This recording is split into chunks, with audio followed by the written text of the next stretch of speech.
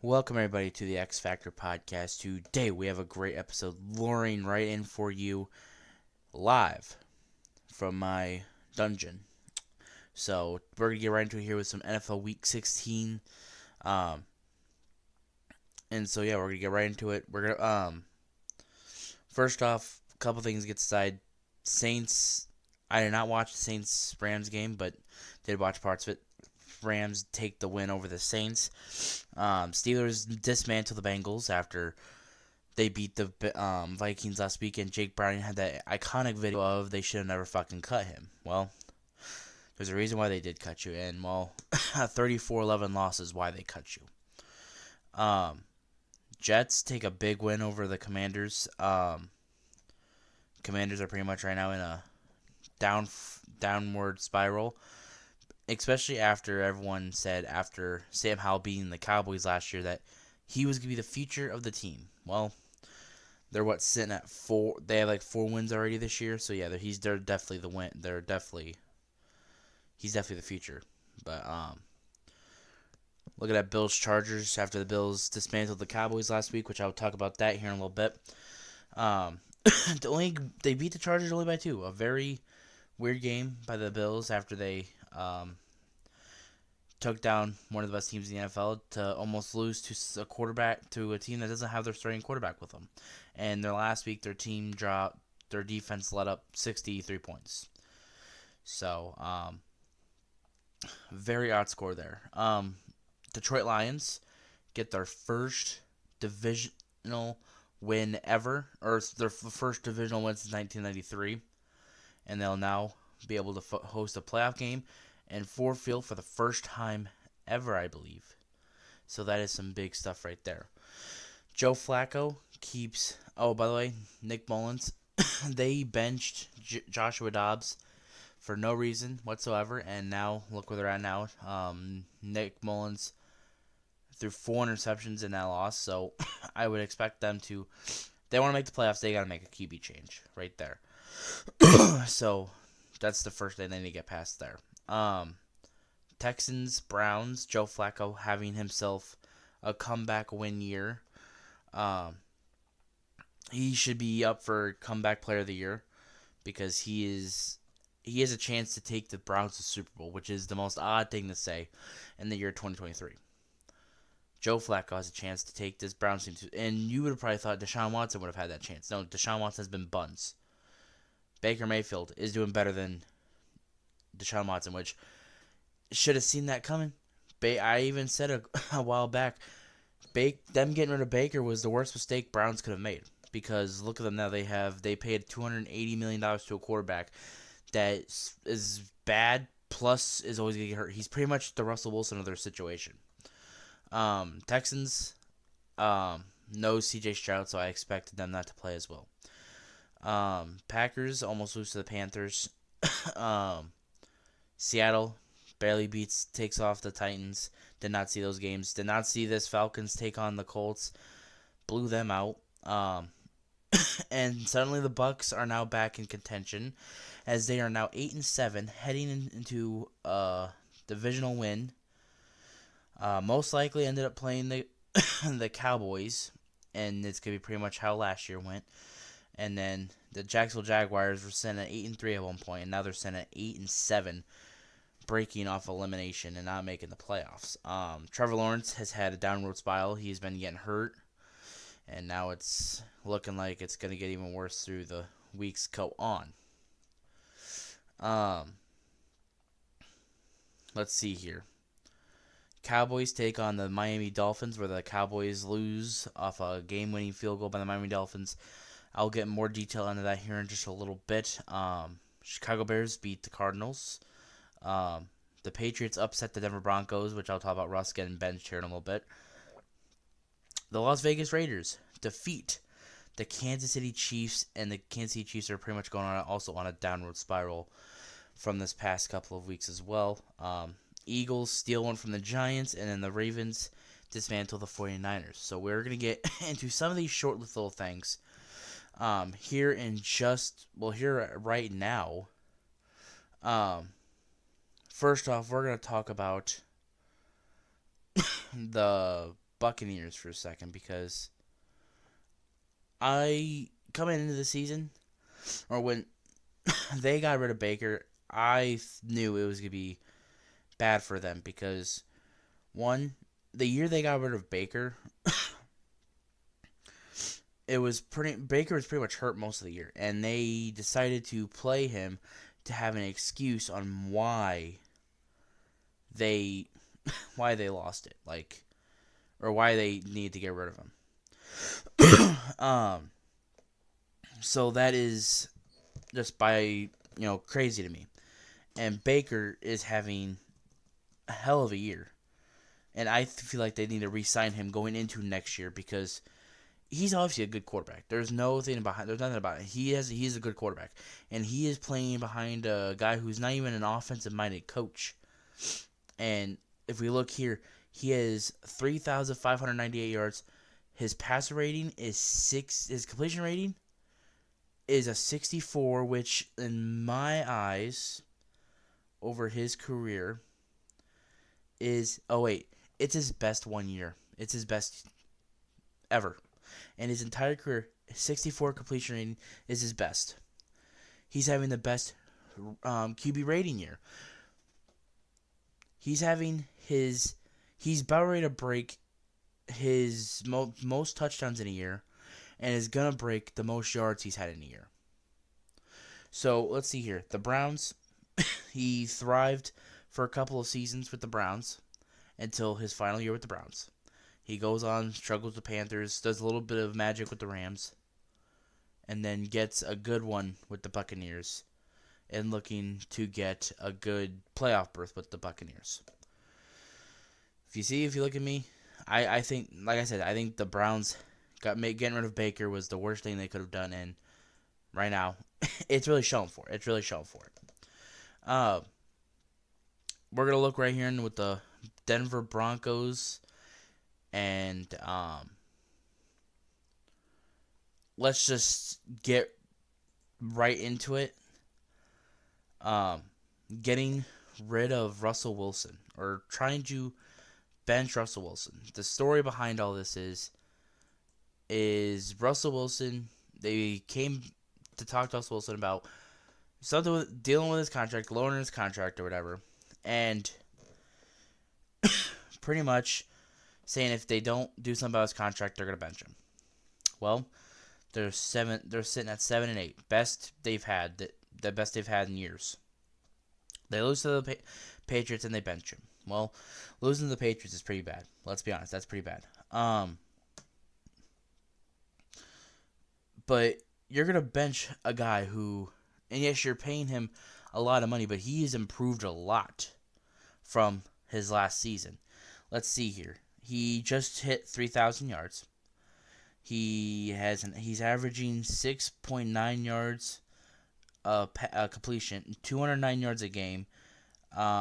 His completion rating is a 66, and he's thrown for 26 touchdowns, 8 interceptions. Do you want to know someone who's playing worse than that? Patrick Mahomes. Yes, he might have the yards advantage, and the completion rating is sitting there right at this is the same. The yards is the only thing he has. Yards and wins are the only thing he has over Russell Wilson. But he also has the same amount of touchdowns. But if you want to talk about total touchdowns, Russ has him by 3. And Mahomes has thrown 14 interceptions. Russ has thrown 8. So, the only thing I could see from this, and it doesn't help that they started 0-4. They started 1-5 at one point. So, that does not help their situation at all. But then they go on having this huge win streak. This loss was just a bump in the road for them. And now they're going to get rid of him. So, let's see here. Hell, there's another guy, Matthew Stafford. They paid him a bunch of big money to play. Boom. 62 completion rating, 3,600 yards, 23 touchdowns, 9 interceptions. And they're about ready to make the playoffs. Hell, Derek Carr, he's another one. They paid him big money. Hasn't performed as they thought. Hell, they just gave Herbert a big contract, and let's see what's happened with that. So, I do think Russell Wilson's getting a little bit screwed here in this But you got to think about it. It's a business, and when you're paying a quarterback big money, you expect to win. And at the time, they were winning. And I honestly could tell you if they would have waited, if they would, because a rebuild always takes. It doesn't take like 2 years to rebuild. It takes about 3-4 years to get the whole thing intact, ready to go. You don't win a Super Bowl in the second year of a rebuild. Bill Belichick did. He found a diamond, and he found some diamonds in cow shit. That's what he found, right there, and he found it in Tom Brady. Um, hell, Kyle Shanahan's been dealing with dog shit his entire coaching run, but he has still not have found that diamond in the quarterback position. Maybe he has with Brock Purdy, but I don't know after what happened on Sunday. Um, so Russell Wilson, absolutely, um, getting robbed, and they're expecting to cut him after the year too. So that's nothing to really be proud of either. So, um, Chiefs Raiders, Kansas City Chiefs are another team that's going downhill just by the look of how they've been playing. The receivers are god awful. Um, I don't know if it's just me, but Travis Kelce ain't the same player he was, you know, last year. Hell, if you look at the last couple of weeks, hell, they let's start with let's start with the season. They lose by 1 point to the Lions. They didn't have Travis Kelce. They didn't have Chris Jones. Look what happened. They barely beat the Jaguars. They dominated the Bears, and they were going low. They barely beat the Jets, who had Zach Wilson at quarterback, and they had a stellar defense, and they have roughed every good quarterback up this season except for two: Josh Allen in the second game and Dak Prescott in week 2. They barely beat the Vikings. They've low scoring game against the Broncos, but that stellar defense is going to do that to you. The Chargers, they did something, I guess. Broncos dismantle them, and then boom, they go home. They beat the Dolphins, and did not have a win over a winning team up to that point. They dismantled in the second half against the Philadelphia Eagles, lost. They take a good one over the Raiders.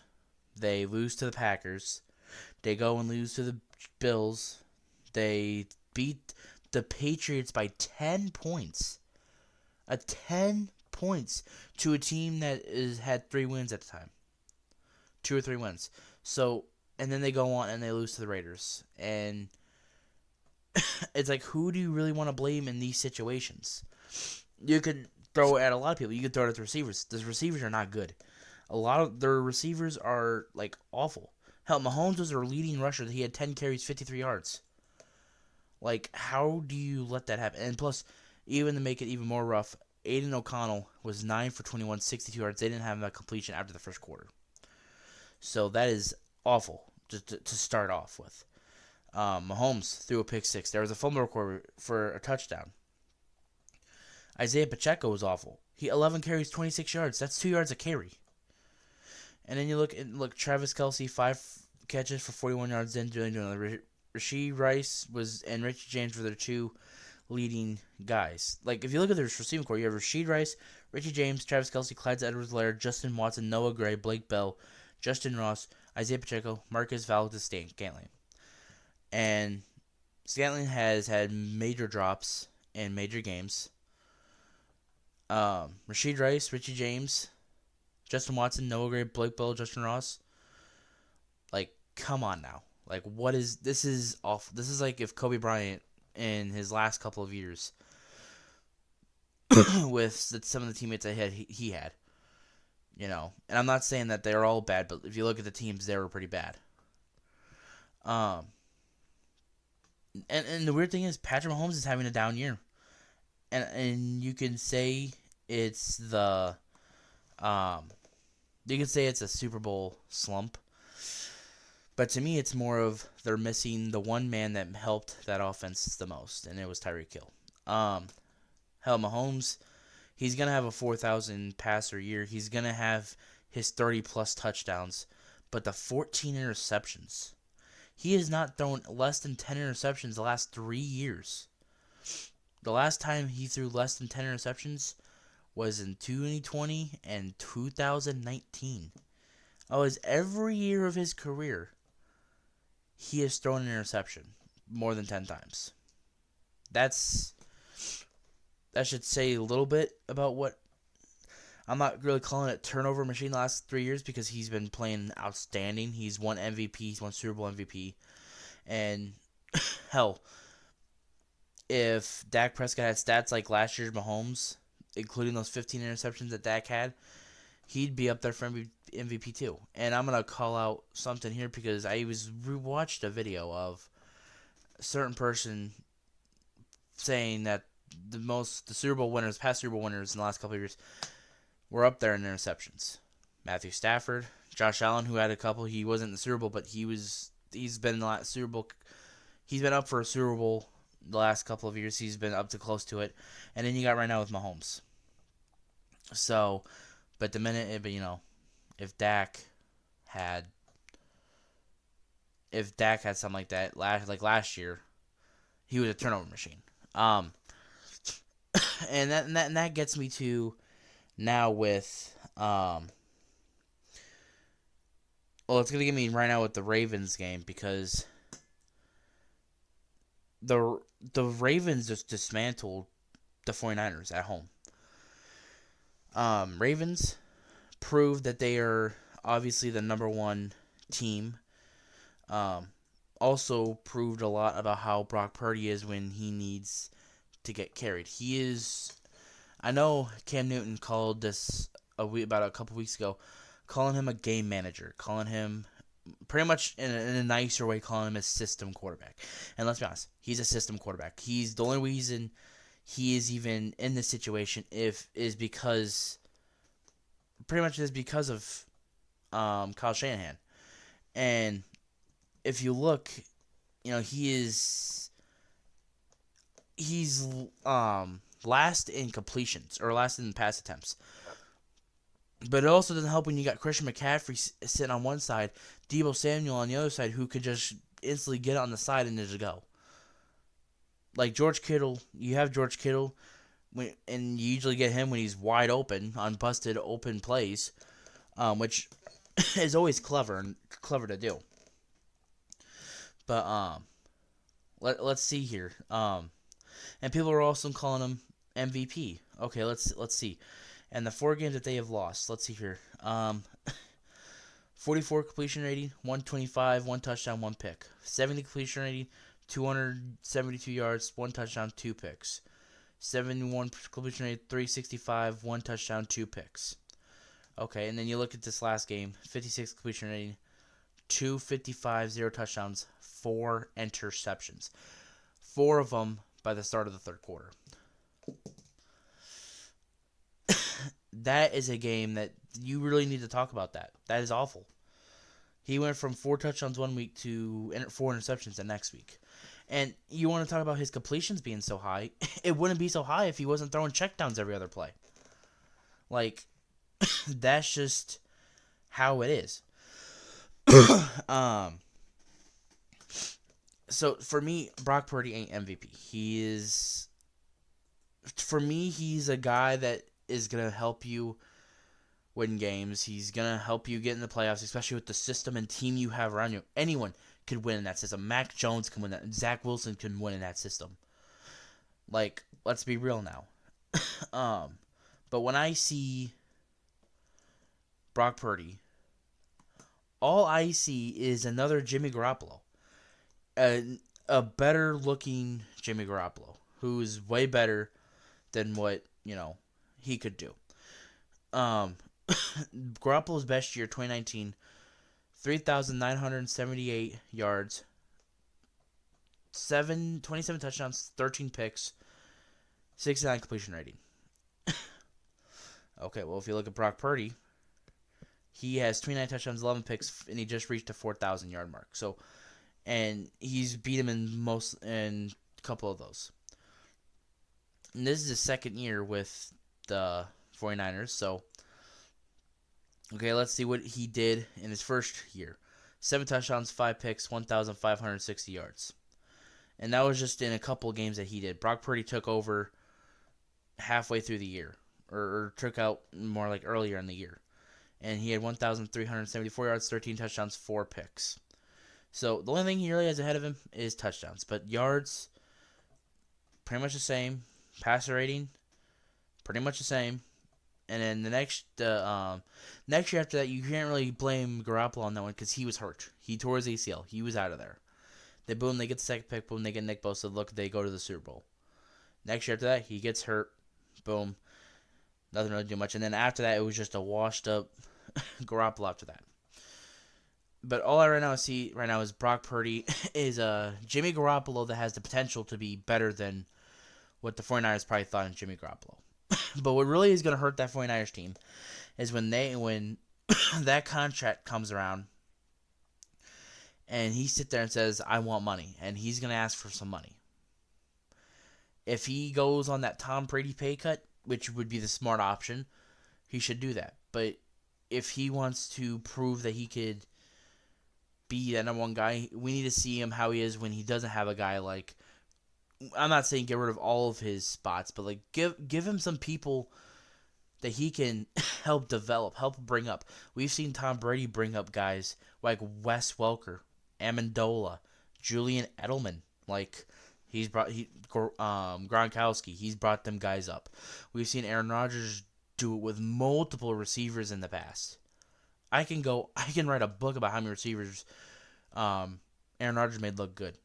We've seen it with Mahomes at times, but we're trying to see it more this year, but it's not going as well as a lot of people would expect. Now you're looking at Purdy. He got Brandon Ayuk, who knows if he's going to come back next year. You have Jimmy Garoppolo, or you have George Kittle, one of the best tight ends in the game. Boom, you have Deebo Samuel, and then you have Christian McCaffrey, who should, if MVP had rights, the rights for MVP, he should have it over Brock Purdy, if we're being honest here. We need to see the real test would be if he didn't have a guy like McCaffrey around. Well, we've seen what happened. Oh, or if we have a guy that's just Deebo's not around. Oh, we've seen what happened. Or Brandon Cooks. Well, we haven't really seen what happened. And same thing with Kittle. But we've seen what happened when he doesn't have Trent Williams around. This is what happens. And Trent Williams went down later in the game. So, and there's always a reason why you're Mr. Irrelevant. There's always a reason why you're the last guy picked. And I'm not trying to be that guy, but there's going to be a time where it's going to show why he was that last guy picked. Against the Ravens, that was one of the reasons why you're probably picked last in the draft. And that's that. And let's be honest, and I've said it multiple times, if Kyle Shanahan had a quarterback like Lamar, Josh Allen, Mahomes, Dak, I can go down top 10 quarterbacks down the road. Hell, if you had a guy like Russ, they would be in the Super Bowl every year. They'd be winning every Super Bowl. That's just the end of it. Like that's just the end of it. So yeah, that is my debate with the ending of it will be is Brock Purdy is a better looking version of Jimmy Garoppolo who has better potential. So there you go with that. Then we look over at the Eagles, another team that who's had luck with a lot of their games.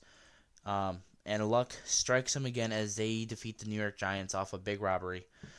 Let's see here. They were down 20-3 at halftime. Tyrod Taylor comes in. They lose 25-33. I think the last couple of minutes of that was bullshit.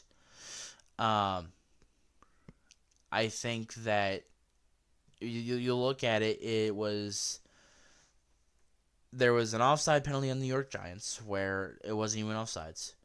And then you had a play where Darren Waller went down. It looked like he was injured, which in those situations you probably, if you were actually hurt, stay down but if you're trying to fake injure one of those, it's like okay.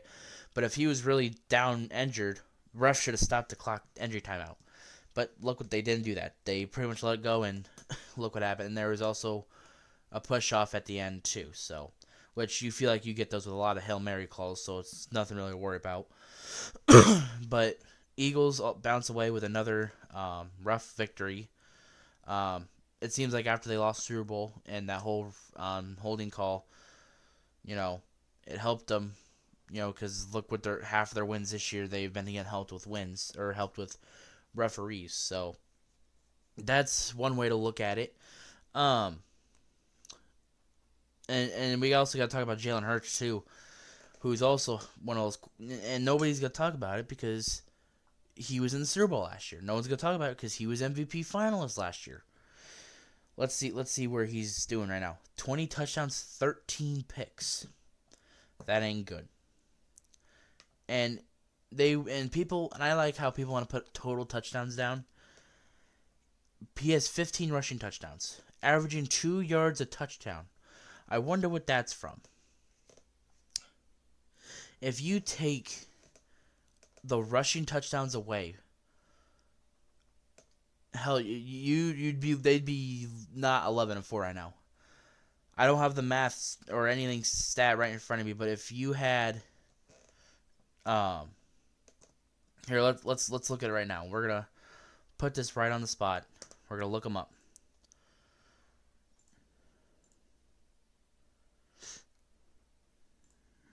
This won't load. There we go. Okay, so let's see here.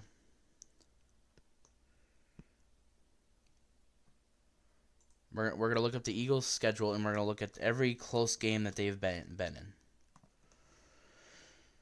Well, let's take some close looks at. He has 15 rushing touchdowns. I'm pretty sure he has averaging 1 a game because they're about 16 weeks in. All right, let's see here. He had. Let's see here. Oh wait, he had one against the New York Giants. Okay, well, if they took away the tush push rule,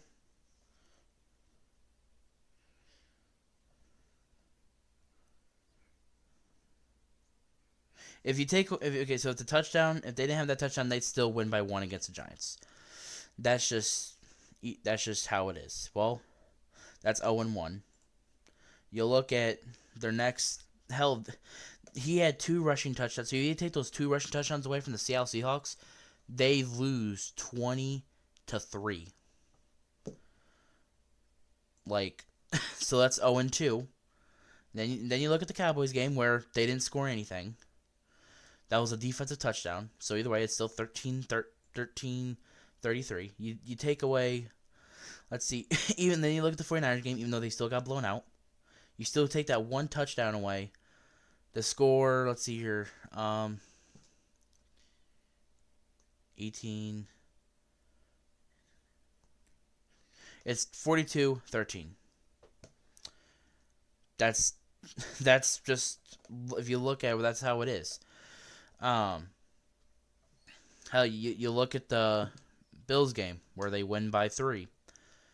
And I'm telling you right now, oh, look at that. There's 2 touchdowns you take away from them. So they don't even go to overtime. So let's see here. That's so it's 0-1, 0-2, 0-3, 0-4. That's 0-5 right now. That's 0-5. You look at this one with the Chiefs. Will they go 0-6? Oh wait, look. Yeah, they go 0-6 because there's 2 rushing touchdowns squatted on that one too. You look at the Dallas Cowboys Eagles once again. Let's see what we're looking with here. Oh wait, boom, that's 0-7 because he had a rushing touchdown on that one too. Let's look at the Commanders. He had 4 touchdowns. He did not have 1 rushing. So you would count that, so they're 1-7 right now. Okay, then you look at the you also have to look at the Dolphins game where he had 1, but still that means they'd still win by 7, so they're 2-7 right now. But you also got to think about when the situations happen, because in that Dolphins game they went for it a lot on 4th down. So boom, they're 2-7. Let's see here. They'd be it'd be 7-20 by the Jets, so it'd be 2-8. 23-14 to the Rams.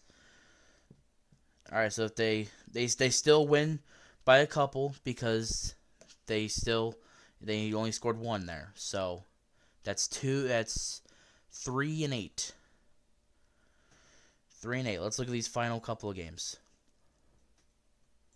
Commanders 3-8. They're 4-8. They're 4-8 because he didn't score one against the Commanders either. All right, you look at the Bucks. All right, you still take. He had one against the Bucks. Boom, they're 5-8. Look at the Vikings. The Vikings one could have shaped differently too because that Justin Jefferson touchdown that got called back. Yeah, he had 2. So they're 5-9. And if you look at the last one, they would be 6-9 right now if the tush push was banned and not involved. If we were talking about right now in the NFL, and the hypothetical tush push was banned just this season, the Eagles would be 6-9. Think about that for a second. 6-9. So that also shows you how influential this play is and how much it benefits them for this team. So when people on Twitter say Jalen Hurts without the tush push and they put some meme on there, it's facts. The paper stat sits right in front of you right there.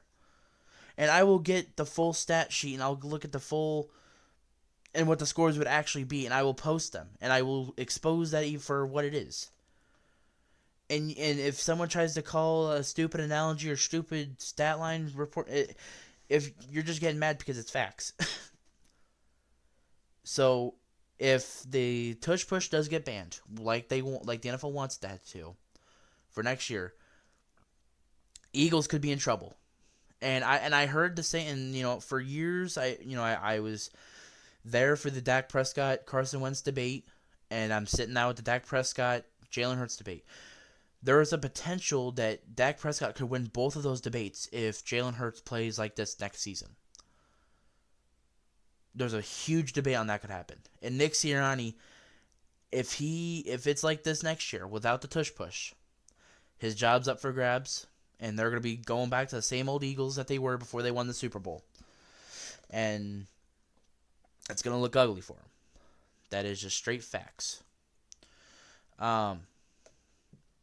Now, let's get to the final one. The Dallas Cowboys versus the Miami Dolphins. And I'm going to tell you right now, after watching the Bills game last week and hearing what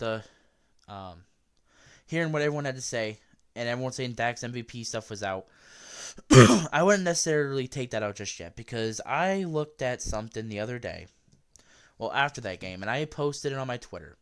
And of course, like usual, no one sees it because I don't have many followers to begin with. Let's see, I'm trying to find it here. I'm just doing this stuff on the fly.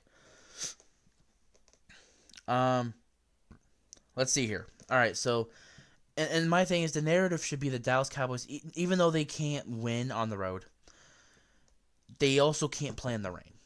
Because, and it showed with the Dolphins game too.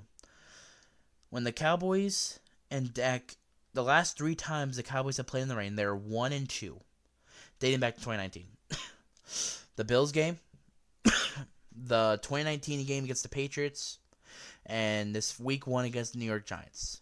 And New York Giants, Dak didn't play well either. Dak's completion rating is 58%. He has 489 yards, averaging 163 yards a game in the rain. 0 touchdown passes, 2 interceptions, and 0 rushing touchdowns. So that should be Dak Prescott kind of playing the rain. So other than not, if Dak's MVP race is taken away from him, no, it should not. He should still be up for the MVP. Well, okay, what do you explain for this game? Dak Prescott still played well. 20 for 32, 253, 2 touchdowns. And he played great up until that little rain spat happened, and they had a couple of drives where they couldn't do nothing. And you could also see that Chuma Iduga what is a major problem when it comes to that offensive line because he let Bradley Chubb wide open through on major plays that could have ended on big scores. And the defense was doing so well. They only allowed one touchdown pass. Plus, the officiating in this game is another thing I'll get into here in a second. That was awful on both sides. They only let up one touchdown pass. But the problem is, how do you go into a game and not guard Tyreek Hill? 9 catches, 99 yards. He's averaging 11 yards a catch. If he legit has one catch, one more yard, he's averaging 10 yards a catch. Like, how do you let that happen? He was open on so many plays. You could see it right there. And how many of them let him open? How many times did Stephon Gilmore step off the line into a zone coverage and see how wide he was open just for them to get that extra 3 or 4 yards? Those 3 or 4 yards could have helped them win that game. Those 3 or extra 4 yards wouldn't have gotten to the point where they had to go for a field goal. So yes, defense, even though they scored the one touchdown, they still let them down because they let Tyreek Hill get those big gains by letting just a couple yards off of him. Like Stephon Gilmore did in that game. There's many times he's done it all year where he just takes a couple yards off of him and it ends up being big gains or a couple yards where he gets into a first down spot. That's a problem. That's a major problem. I don't know if that's just the way their defense is set. They need to fix it. And another thing is they need to be physical. You want to win a Super Bowl, you need to be physical. And that defense is not physical. The offense can be physical. You have Jalen Ferguson, who is a white. If Jason Witten was a wannabe thug, that'd be Jake Ferguson. That would be my comparison. If Jason Witten was a wannabe thug from the streets, that would be Jake Ferguson. You got CeeDee Lamb. Amazing. You have Brandon Cooks. When you need to get a clutch touchdown pass like he did against the Miami Dolphins, he's right there for you. Michael Gallup, he's not that great. But Jalen Tolbert, who's been underrated coming into the year, and you need him in certain plays, boom, he's there. And the one thing that changes, and everyone, I've seen this all week, is what would have changed this game. Well, the only outcome I have seen from this game is if Luke Key did not fumble on that 1 yard line. If they would have scored a touchdown, the whole game changed. They win the game. They literally win the game if he scores that touchdown. There's no fumble. Because you take that 3 away that the Miami Dolphins got after that drive, it's a 19-20 game. Dallas Cowboys win, and they prove that they can win on the road. Dallas can win on the road, even though the record against winning teams don't show it. They can. It's the minor mistakes is what's killing this team, and it's gonna kill them when they get to the playoffs time. Because if you look at the bracket, it looks like Dallas ain't gonna win the division. It doesn't look like Dallas is gonna win the division, especially if the Eagles win next week. They gotta go on and they gotta play the Buccaneers, and most likely the Buccaneers are gonna win the division. They gotta go on. They gotta play them just like they did last year, and then they gotta go on and they gotta play the San Francisco 49ers in San Francisco just like last year, just like Week 5. You play like this against the Miami Dolphins. You play like how you did it versus Buffalo in the rain, and how you played against San Francisco in Week 5, and how you played against San Francisco last year in the playoffs, and how you played against San Francisco in the playoff year before that. You're done for, because you got to go on the road 3 games in a row and win, unless one of those wildcard teams unless a 6 or 7 seed somehow come clutch, and we got to play them in the NFC Championship game. Always, I don't see it. I know Dallas could beat the Eagles. They literally almost did. Week 8 or week 9, and they demolished them a couple weeks ago. So the only thing that is stopping this Cowboys team from getting to that promised land is the San Francisco 49ers. And this time when they go and play them, and if they go and play them, because who knows, the Buccaneers can upset them at home. If they go in there and have to face 49ers, they got to be physical. Micah Parsons got to light that locker room up. They got to light them people out there. The officiating is going to suck. You know that. The officiating's going to suck. You know San Francisco's going to play dirty, and you know that San Francisco's going to get away with some calls. But guess what? That you can't let that hurt you, because it's going to hurt you, and you're going to lose. And seeing this, if I'm being real with you, seeing a lot of this Cowboys San Francisco stuff, it's a lot. And I was just watching The Last Dance a couple weeks ago. It's a lot like Michael Jordan dealing with the Pistons. The Pistons would hit you, and they would be looking for a call every goddamn play, or every goddamn sequence. And guess what? They'd get in their heads and they win the game. What Dallas needs to do, they need to come in there and they need to stay focused on what the main goal is. They need to not make mistakes. Mike McCarthy's play calling has to be top notch. Mike McCarthy's got to be top play. Otherwise, it's just going to be another season where you lose in the divisional round and everyone on ESPN comes on the next day and clowns you because ESPN is the Dallas Cowboy hate club. Let's be honest right here. Talk about how it is. And then you'll look at other people saying what they're going to say. But I'm going to come on here and I'm going to talk truth about every team. I love the Cowboys, but this team sucks that way. And I got to tell you what they got to do to win. I am a Cowboys fan for life, but I will say what needs to be said about every single team, even this team. Because I have been through so much heartache with this team. I've seen them lose to the Rams. I've seen them lose to the 49ers twice. I've seen them lose to Green Bay the second year I became a fan of that team. So if this team wants to go out and win, you need to see a team that you have never. You need to see this Cowboys team every time you play them at home. That home team is what you need to see on this road team. And if you play like that, boom, Super Bowl's done. You might as well just give them the trophy right then, right there. Done for. And this might be the last chance that they get to do it before a lot of their guys start wearing down. Tyron Smith's wearing down. Zach Martin, who knows how much he has left on the tank. Luckily, they found another diamond in the shit on that offensive line in Tyler Smith. Terrence Steele, who just got paid $1 million after tearing his ACL, he's not doing the well. And Biotish, who's been a very underrated talent on the spot, he's there. So you need to look at this offensive line and restructure a lot of pieces.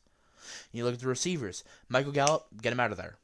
You got to get Brandon Cooks, boom, you got to keep him there. You try to fix something with the cornerbacks, even though Diggs is coming back. Deron Bland, he's becoming Trayvon Diggs number 2. And then you got Jordan Lewis, who is playing underrated, but at times can play like crap. And then you got to fix your linebacker situation. Other than that, your team is all steady for next year. And the thing is, I don't want to talk about next year. I want to talk about right now. This team needs to win right now. Because if you win a Super Bowl like this, all eyes are going to be on you for next year when your team's fully healthy. When you got Trayvon Diggs in the when you got Trayvon Diggs on the roster. When a lot of your star players are either still there or a guy like Tyron Smith who might retire. Or a guy like Stephon Gilmore where you might let him go. A lot needs to be talked to, but we will get finished to talk with that at next week, next Tuesday, where we will recap everything that happened from week 17 of the NFL season. I'll talk about more about some of the bowl games that we got to see over the last couple of weeks. And, of course, tomorrow will be our first year of the X Factor Wrestling Awards. So if you're a wrestling fan, tune in tomorrow for another great episode of the X Factor podcast. I love talking to you guys. Hopefully next year is a good year. We can upgrade. We can make some changes, upgrades, start upping on the subscriber, follower change. And let's get this next year rolling. Love y'all. And let me know what you guys... Argue with me in the comments. I love arguing with people. Argue with me in the comments, and we can get going with this debate on sports starting now. Love y'all. Bye.